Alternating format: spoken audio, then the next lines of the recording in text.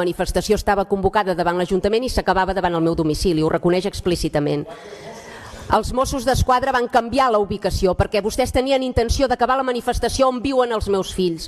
Això és que és execrable el que han permès i el que han fet, els extrems fins on han arribat, de deshumanització de l'adversari polític. I vostè té el valor de venir en aquesta sala de plens i acusar l'equip de govern de repressió política i de reprimir la dissidència política? Vostè n'és conscient? Quan és la seva formació política la que convoca manifestacions on es trinxa la nostra seu i on hi han d'haver 2 dotacions de Mossos d'Esquadra davant el portal de casa meva per protegir la meva família? Quin concepte té vostè de repressió política? Perquè sembla que l'hauria de modificar. Em sembla que l'hauria de modificar. No sé si la senyora Soldevila volia intervenir o passem directament a votació.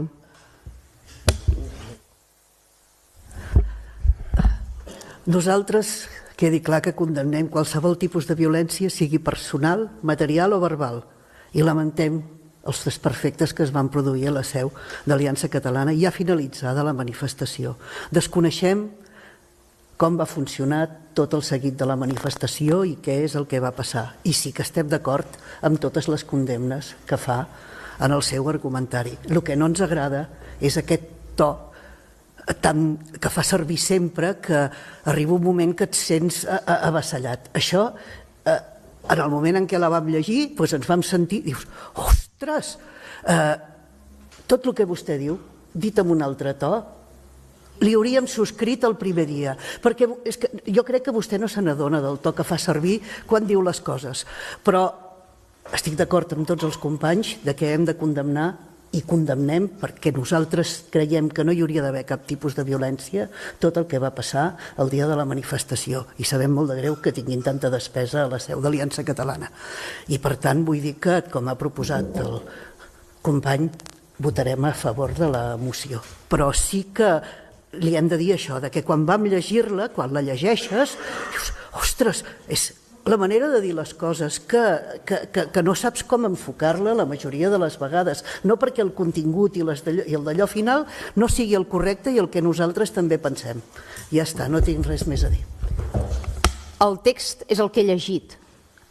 Que llavors ho hagi defensat amb més to de veu és possible, però comprendrà que quan hi ha amenaces de mort, quan es convoquen manifestacions davant del teu domicili, comprendrà que no és com anar a comprar un gelat, això, m'entén?